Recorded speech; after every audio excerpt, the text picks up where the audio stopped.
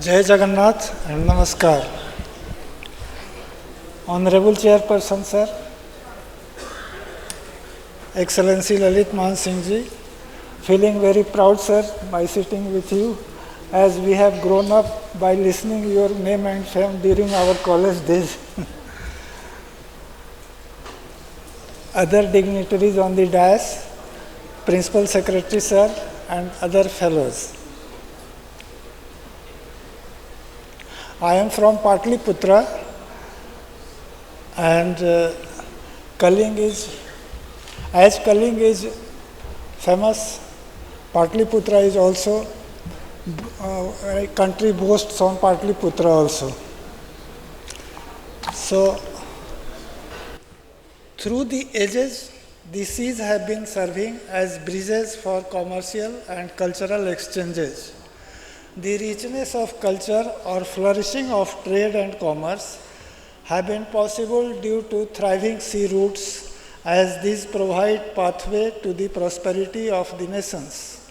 This is why few years ago, during G20 summit held in India, the member nations reached a consensus for development of an India-Middle East-Europe economic corridor in the seas. Further, in this regard, the first Indian Maritime Heritage Conclave, organized in December 2024, was a landmark event. This prestigious gathering celebrated India's illustrious maritime legacy and its profound contribution to global trade, culture, and innovation. The conclave had served as a vibrant platform for dialogue and collaboration, reaffirming India's enduring maritime heritage and its pivotal role in shaping the global maritime narrative. India's maritime heritage is deeply rooted in the ancient traditions and rich history, with reference to maritime activities found as early as in the Rig Veda.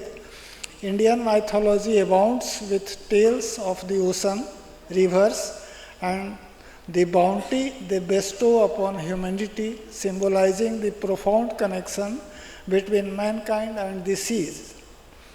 Maritime issues were very much an integral part of thoughts in ancient India. Her maritime links and legacy are as old as Indian civilization itself. The Rig Veda mentions sea voyages and as a prayer seeking blessing for safe passage across the seas. O Lord, take us in a ship across the ocean for our well-being. Indian Navy's motto, Shanno Varuna, meaning O Lord Varun, be tranquil, is also from the Rig Veda.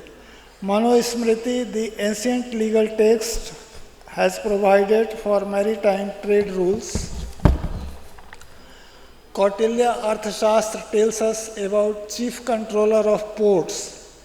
It also states that pirate ships and enemy boats violating territorial limits should be destroyed. Mauryan Empire had a board of shipping to look after shipping related activities. Evidence from Indian literature, art, sculpture, painting and archaeology underscores the existence of a vibrant maritime tradition that shaped the nation's identity. We have our maritime history spanning over 4,500 years. Once an epicenter of power and valor, trade and religious dissemination, the Kalinga Empire was at the peak of maritime activities, and that is why was in a position of economic dominance in the world. Simultaneously, it was a model of artistic and cultural excellence. As the ports have been powerhouses of economy, so naturally Kalinga played a leading role in Indian overseas activities, which contributed a lot to its economy through foreign trade voyages. It would be notable that export items from the ancient Odisha coast included local elephants, which were much prized by the merchants. Diamond was a valuable commodity to be traded. When the Chola ruler between 985 and 1014 captured about 12,000 islands of Kalinga, the Odisha maritime received a shock, but after the death of mighty Rajendra Chol, the Chola became weak and Kalinga regained its position. The Kalinga's geographical position with several rivers, sea coasts and shelter ports provided a better field for activities to the sailors. We have evidences of departure of large vessels for voyages to do trade with the countries of Southeast and Far East, which also carried monks and priests to preach the tenets of Brahmanism and Buddhism. The Arab invasion in the Indian Ocean badly affected maritime trade in the country, and then rulers of Ganga dynasty proved unable to protect the oceanic trade interests. When different regions were ruled by different chieftains, maritime trade and shipping was being controlled by the state, and the Kalinga rulers encouraged much the people indulged in the growth of shipping, shipbuilding, and other maritime activities to boost foreign trade. Abundance of export materials, adventures, spirit, the traders has, as well as the existence of suitable ports were causes of Kalinga's robust maritime activities. Kalinga's illustrious seafaring legacy underscores India's pivotal role in fostering cultural and economic changes throughout history and its forward-looking vision for sustainable maritime innovation. The discussions like this highlight India's advancement in shipbuilding, navigation, and maritime trade, as well as its aspiration of a maritime powerhouse on the global stage. Modern India's maritime prowess manifests across all domains with its impressive 7,500 kilometer coastline, 13 major ports, and 200 non-major ports, establishing it as an undisputed maritime powerhouse. Indian ports have remarkable annual handling capacity of 12,000 million tons of cargo, underscores the maritime sector's pivotal role in our economic landscape. The maritime sector facilitates an extraordinary 95% of India's trade volume, and that accounts for 70% of its value, capitalizing on our strategic Indian Ocean position. These facts highlight India's advancement in shipbuilding, navigation, and maritime trade, and explore India's contribution to maritime technology. After independence, India has paid much more attention to the land and less in ocean. We have been somehow ignoring the fact that the ships carrying our business in the ocean are carrying our hopes and aspirations of global trade. Somehow we have not been interconnecting our naval strength with the geopolitical and strategy. Kalinga's maritime heritage is more than just a story of the past, rather a living legacy. Government's attention and focus in the last 10 years, consistent effort made to develop port is focusing on sustainability as well as a new look on the blue economy. India's historical maritime prowess is better evident through Indian Navy. During the 11th century AD, empires like the Cholas and Rashtrakutas dominated the sea, from the Arabian Sea to the the Bay of Bengal. Their powerful fleets playing a crucial role in trade and territorial expansion. Following suit, the Maratha Empire, which flourished in the 7th and 18th centuries, developed a formidable navy under the leadership of Chhatrapati Shivaji Maharaj. Maratha warship known for their maneuver ability and innovative tactics, challenged the dominance of European powers like the Portuguese and established control over key coastal regions. Today, the Indian Navy aims to reclaim its position as a formidable naval power backed by formidable arsenals. India's focus on indigenization and technological innovation has propelled the Indian Navy into a league of its own. Indigenous development of aircraft carriers, stealth frigates, and submarines launched ballistic missiles showcases India's maritime capability and determination to defend its interests. The Warship Design Bureau has carried legacy of shipbuilding in post-independence era and enlightening our youngs. The Indian Navy has recently bolstered its fleet with several key additions including INS Vikrant enhancing the Navy power projection capabilities, INS Agre, INS Akshay enhancing India's anti-submarine warfare capabilities, INS Visakhapatnam. The latest warship in this Indian Navy successfully tested fire, a naval variant of the supersonic cruise missile in 2022, adding firepower with BrahMos to the fleet and LSAM-15, playing crucial role in the amphibious operations. India's maritime prowess has further underscored by the recent success of Operation Sankalp, by which the Indian Navy responded to numerous incidents in the ocean and ensured the safe passage of Indian flagged vessels and safeguard India's maritime interests in the Gulf region. Recent successes have approved the Indian Navy's vital role as a sea guardian in the Indian Ocean region, ensuring vital trade routes remain free from Somali pirates, threats, and increasingly sophisticated attacks like those by the Houthis.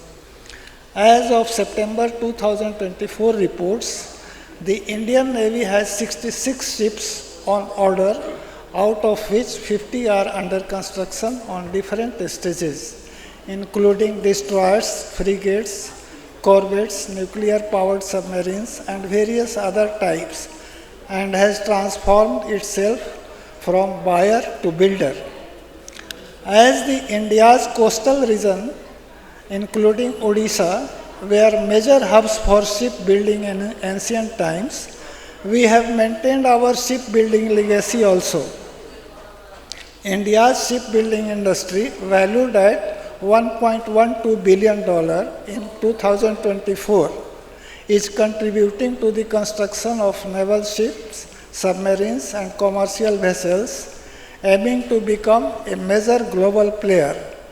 India's shipbuilding industry is experiencing exponential growth and is projected to reach $8,120 million by 2033 and over $237 billion means rupees 20 trillion by 2047.